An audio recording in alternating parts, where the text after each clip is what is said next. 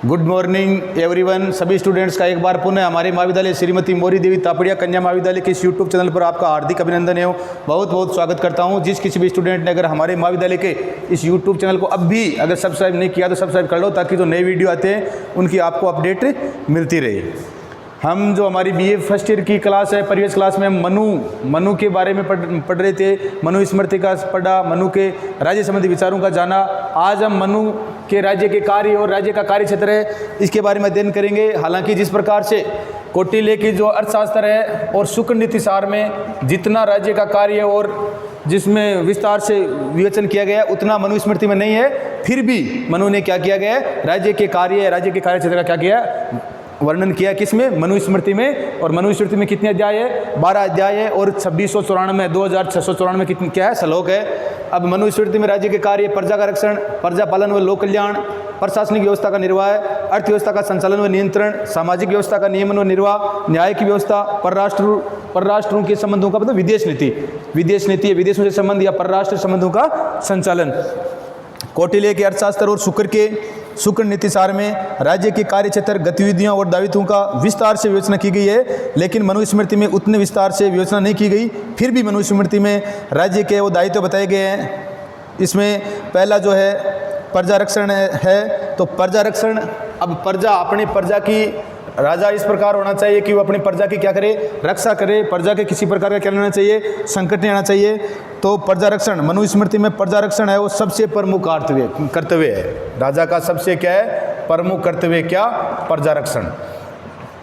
तो इस बात का ध्यान रखना है कि मनु स्मृति में राजा का सबसे प्रमुख कर्तव्य किसको बताया गया है, तो किसको बताया गया है, प्रजा रक्षण को बताया गया, प्रजा की रक्षा को। मनु स्मृति में कहा गया है कि जब मत्स्य न्याय की व्यवस्था थी उस समय बर्मा इसने राज्य की रचना की थी, और राज्य की रचना है वो किसके लिए हुई, प्रजा रक्षण के लिए हुई थी। उसमें मत्स्य न्याय की थी, मतलब बड़ी मछली है वो छोटी मछली को, मतलब जो शक्तिशाली व्यक्ति है वो जो कमजोर व्यक्ति है, निर्बल व्यक्ति है, उनको क्या किया जाता था, उनको नष्ट कर रहा था। तो इस व्यवस्था, इस समय में बर्मा ने राज्य की व्यवस्था की, और इसमें क्या किया गया भाई, प्रजा की रक्षा के लिए राज्य की क्या की गई, व्यवस्था की गई या राज्य की रचना की गई। तो राजा तथा राज्य के अस्तित्व का सर्वप्रमुख जो औचित्य है, सर्वप्रमुख जो कार्य है वो क्या है, प्रजा का रक्षण ही है। प्रजाजन की रक्षा राज्य का प्रथम दायित्व है। तो प्रजाजन की रक्षा राज्य का क्या है, प्रथम दायित्व है। इस बात का ध्यान रखना है। 2 नंबर वाला क्वेश्चन आ जाए कि मनु के अनुसार राज्य का जो राजा है इसका प्रमुख कार्य क्या है, तो प्रजा का रक्षण है। दूसरा है प्रजा पालन या लोक कल्याण। प्रजा है, प्रजा की रक्षा करनी है, उसके बाद में प्रजा का पालन या राज्य में लोक कल्याण की भावना से इस प्रकार की योजनाएं चलानी चाहिए जिससे राज्य के सभी नागरिकों का क्या हो, कल्याण हो। प्रजा का निरंतर और धैर्यपूर्वक पालन करना राज्य का अनिवार्य दायित्व है, और प्रजा के प्रति अपने इस दायित्व का पालन करे तभी वह प्रजा से है वो विभिन्न प्रकार के जो टैक्स है, कर है तथा उनसे आज्ञाकारिता प्राप्त करने का न्यायपूर्ण अधिकारी होता है। अगर वो राजा है वो निरंतर प्रजा के धैर्यपूर्वक अगर प्रजा है इसका लोक कल्याण की भावना से या प्रजा पालन की भावना से काम करता है, तो ही प्रजा राजा के क्या मानेगी, राजा की जो आज्ञा है उसकी क्या करेगी, पालना करेगी, नहीं तो नहीं करेगी। मनु के अनुसार राजा का दायित्व है कि वह प्रजा के लिए चार पुरुषार्थ कौन कौन से है, धर्म है, पूछ लिए 4 पुरुषार्थ कौन कौन से, तो धर्म है, अर्थ है, काम है और मोक्ष है। तो इसके अनुसार क्या करना है,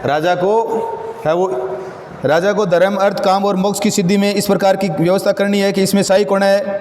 मनु ने कहा कि इसके अंतर्गत भौतिक, नैतिक और आध्यात्मिक कल्याण सभी आयाम आ जाते हैं। व्यक्ति के भौतिक है, प्रजा के नैतिक है, आध्यात्मिक है, सभी जो कल्याण है या सारे पक्ष आ जाते हैं, और राजा को प्रजा के सारे पक्षों का क्या करना है, विकास करना है। मनु ने राजा को परामर्श दिया है कि वह समय समय पर प्रजा के सुख दुख की जानकारी प्राप्त करता रहे तथा इस बात की व्यवस्था करे कि विभिन्न प्रकार की आवश्यकता की जो वस्तुएं हैं वो प्रजा को क्या होती रहे, निरंतर प्राप्त होती रहे। तीसरी है प्रशासनिक व्यवस्था का निर्वाह। राज्य की जो प्रशासनिक व्यवस्था है उसका अच्छी तरह से क्या होना चाहिए, निर्वाह होना चाहिए। राज्य के शासक कार्यों में किसी प्रकार की क्या नहीं आनी चाहिए, समस्या नहीं आनी चाहिए। तो प्रशासनिक व्यवस्था इसका राजा के प्रति अपने दायित्वों को पूरा कर सके, इसके लिए मनु सुसंगठित और सक्षम प्रशासनिक व्यवस्था को अनिवार्य मानता है। सुसंगठित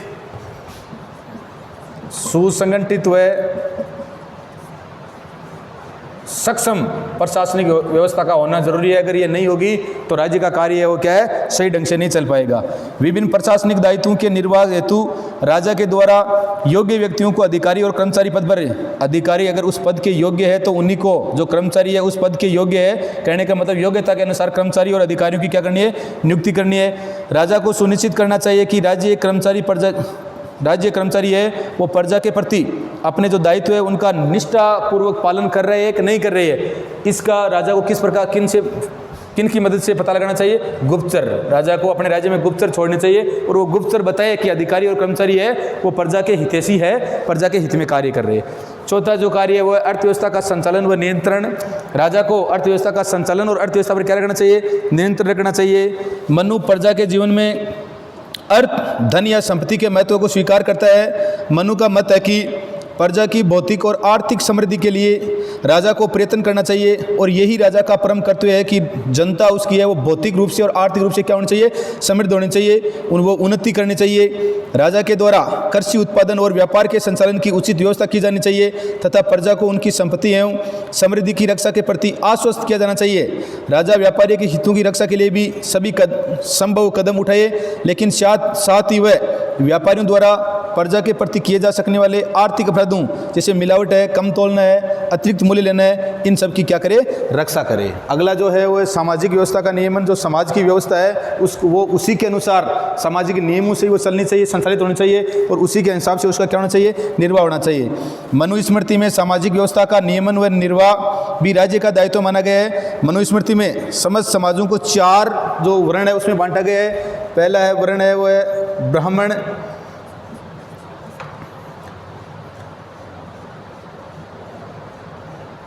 ब्राह्मण, दूसरा क्षत्रिय, तीसरा वैश्य और चौथा है शूद्र। मनु ने समाज को 4 भागों में बांटा है, ब्राह्मण, क्षत्रिय, वैश्य और शूद्र। और राजा से ये अपेक्षा की गई है कि वह समाज में प्रत्येक वर्ण के सदस्य द्वारा उसके निर्धारित जो कर्तव्य है उनका पालन सुनिश्चित करे। ब्राह्मण है तो ब्राह्मण का कार्य, क्षत्रिय है तो क्षत्रिय का कार्य, वैश्य है तो वैश्य का कार्य, ये सारी है व्यवस्था करे।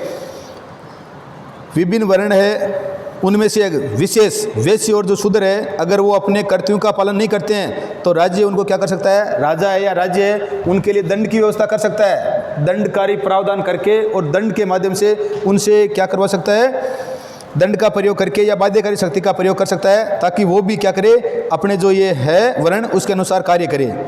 मनु प्रत्येक व्यक्ति के जीवन में 4 आश्रम ब्रह्मचार्य, 4 आश्रम है ब्रह्मचर्य, गृहस्थ, वानप्रस्थ और संन्यास। प्रत्येक व्यक्ति को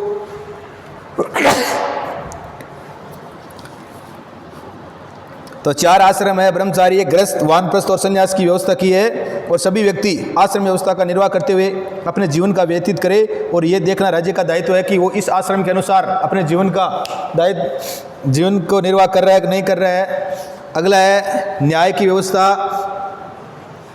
न्याय की व्यवस्था में राज्य बता रहा है कि जिस राज्य में अगर न्याय नहीं होता है तो वो राज्य क्या होगा, सही रूप से संचालित नहीं होगा और वो राज्य क्या हो जाएगा, नष्ट हो जाएगा। इसलिए मनु न्याय व्यवस्था में बोल रहा है कि मनुस्मृति में न्याय को राज्य के सर्वाधिक महत्वपूर्ण कर्तव्य के रूप में, मनुस्मृति में राज्य का जो न्याय है इसको क्या है, सर्वाधिक महत्वपूर्ण कर्तव्य माना गया है। न्याय को सर्वाधिक प्रमुख महत्वपूर्ण कर्तव्य माना गया। इस बात का ध्यान रखना है मनुस्मृति में किसको, तो न्याय को सर्वाधिक जो महत्वपूर्ण कर्तव्य माना गया है। मनुस्मृति में कहा गया कि राज्यविहीन अवस्था में मत्स्य न्याय की जो स्थिति थी उसके स्थान पर नीति एवं धर्म पर आधारित न्याय को प्रतिष्ठित करना ही राज्य का परम कर्तव्य। जो मत्स्य न्याय की व्यवस्था थी जिसमें शक्तिशाली है वो जो कमजोर व्यक्तियों को नष्ट कर रहा था, तो अब उस व्यवस्था का अंत करते हुए जो राजा है उसको नीति और धर्म पर आधारित न्याय व्यवस्था को प्रतिष्ठित करना है। यही राज्य का या राजा का क्या है, परम कर्तव्य है।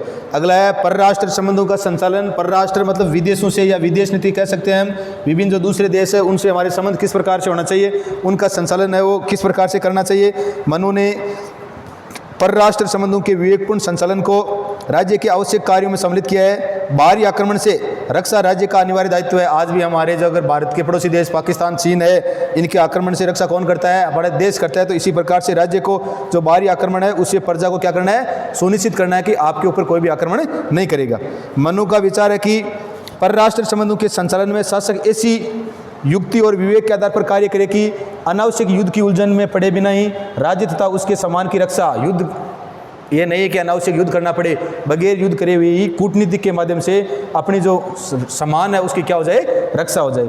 मनु ने अंतर्राज्यीय संबंधों के संचालन के लिए एक सैद्धांतिक रूपरेखा प्रस्तुत की तथा शासक को इस संबंध में मंडल सिद्धांत, 60 गुण नीति आदि जो उपाय बताइए, 60 गुण 6 नीति बताइए, ठीक है। मंडल सिद्धांत 12 राज्य होते हैं इसमें, और इस प्रकार बताया कि किस राज्य से हमारा किस प्रकार संबंध होगा। इसकी हम आगे की जो हमारी क्लास है उसमें चर्चा करेंगे। आज हम मनु के राज्य का कार्य और कार्य क्षेत्र है इसका अध्ययन किया, और मैं आशा करता हूं कि आपके समझ में आया होगा। इसके नोट्स बना लेना, और यहाँ से मनु से तीनों क्वेश्चन आने की संभावना रहती है, छोटा वाला, मध्यम और बड़ा क्वेश्चन है वो।